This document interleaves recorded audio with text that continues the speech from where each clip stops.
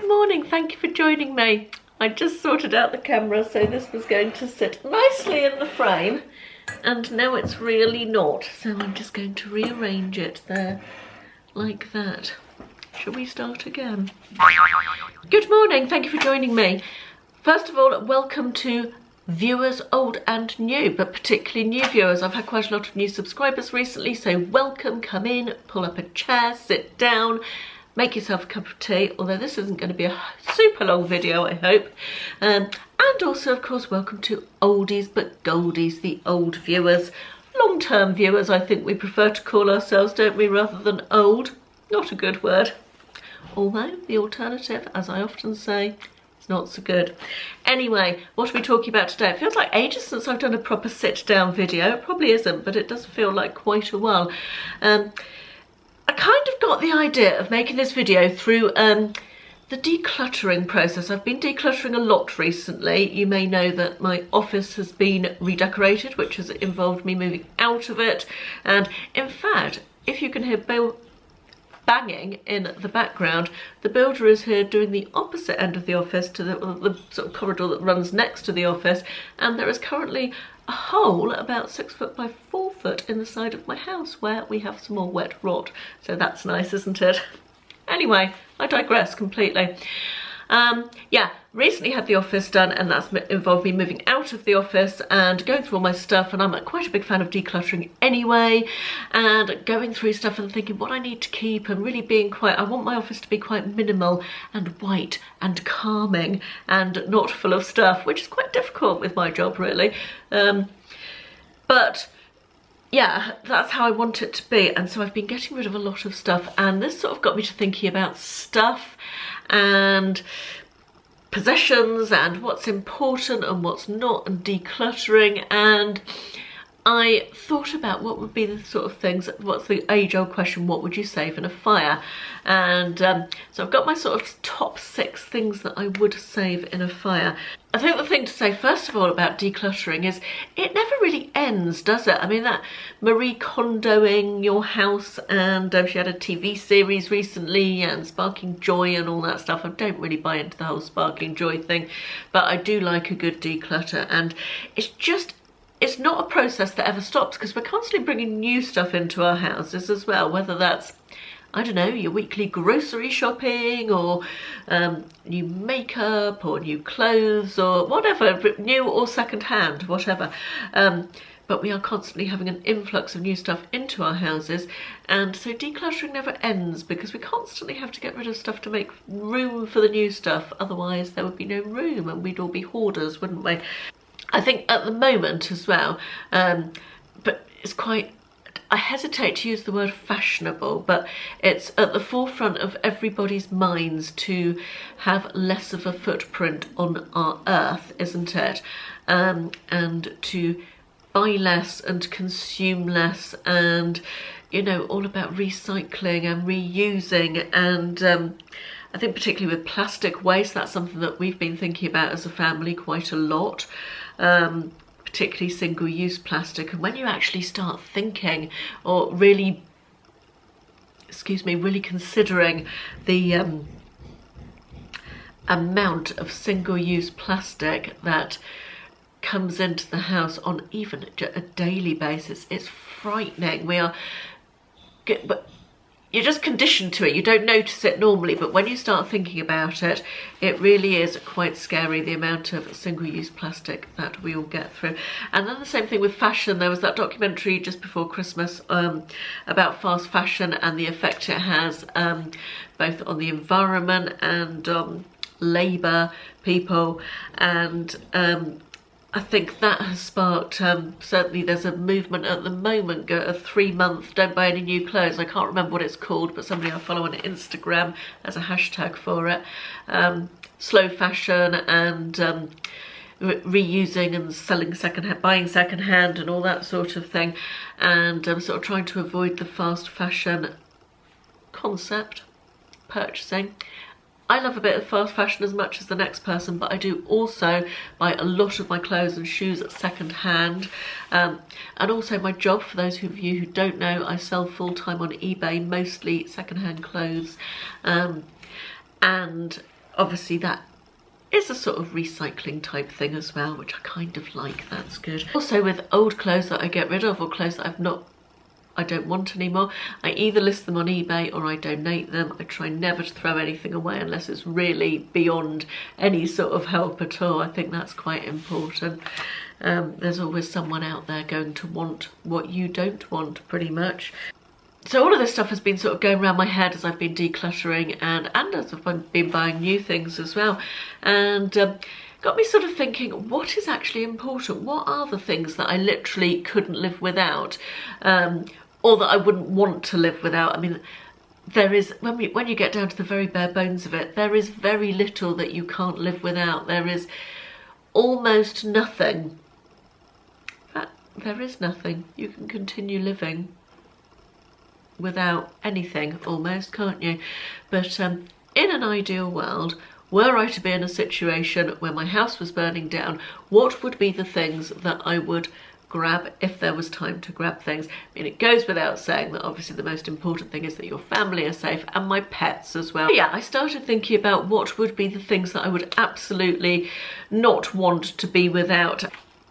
And I came up with 6, and the first one is probably the one that everybody would say, although maybe less so these days with the advent of digital storage, and it's photographs. But earlier this year I spent a lot of time putting all my photographs, all my digital photographs, onto an external hard drive. I've stored them in various ways throughout the years. I've had cloud storage and memory cards, and I'm actually on the brink of giving up filming this video. So far I've had to stop filming, and let me put that on the bed, I'm out of shot.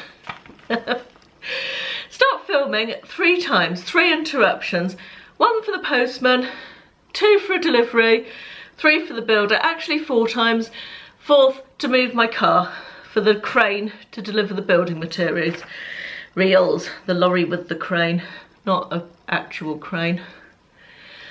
Now I'm out of breath because I've run up and down the stairs 3 times. Right, where were we? Photographs. Yeah, I recently put all my photographs onto an external hard drive. A great big mass, it's not big, inside's like that big, but with millions and millions of gigs. I don't know how big it is, not millions obviously, but a lot. 3 terabytes I think it is.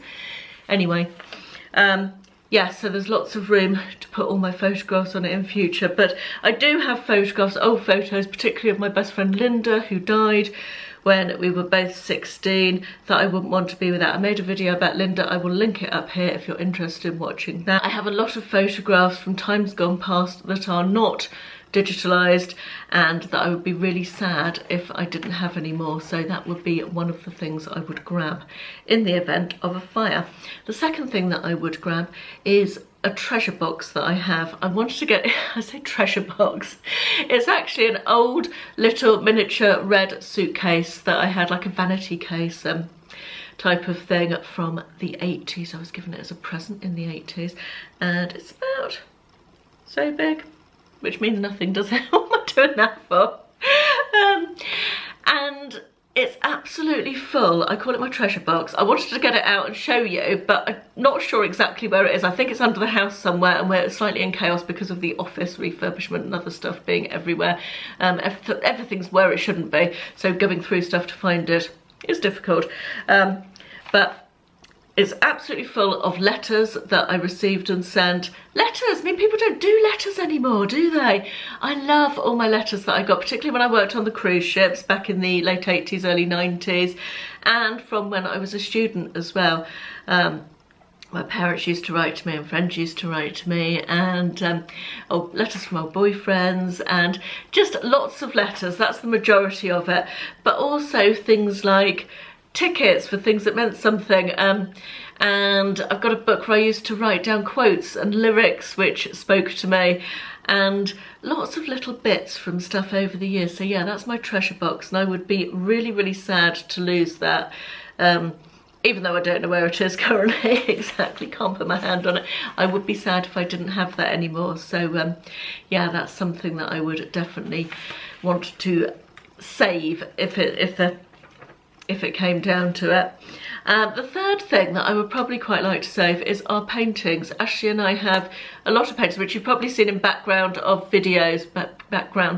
I say a lot. We've got, I think, 5 paintings that are all originals by artists.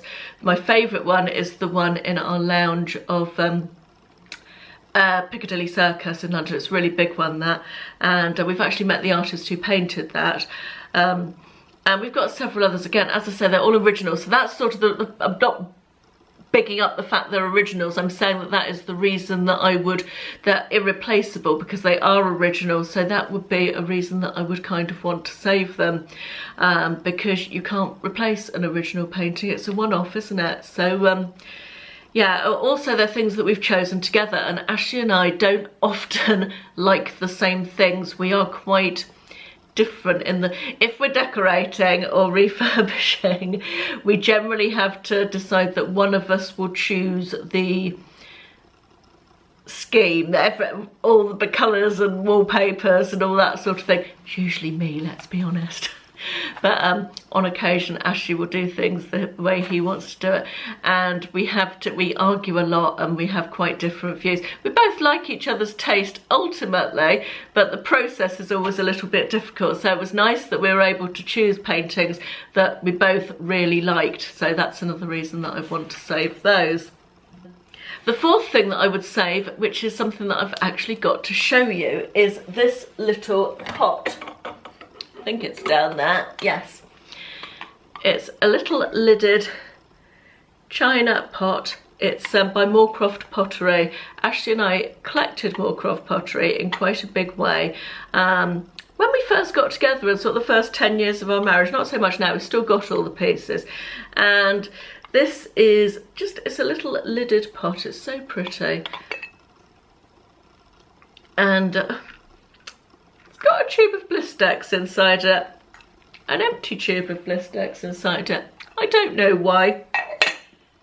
I've just got it out of the cabinet, so I don't know why it had that in it. But yeah, that's the pot that I would save. The reason I would save this is that I bought it with inheritance money from my grandmother on my mum's side. She wasn't a rich woman by any means, and my brother and I both got, I can't remember, I think it was £100 each or something when she died. She used to live with us when I was a child, so we were quite close to her. And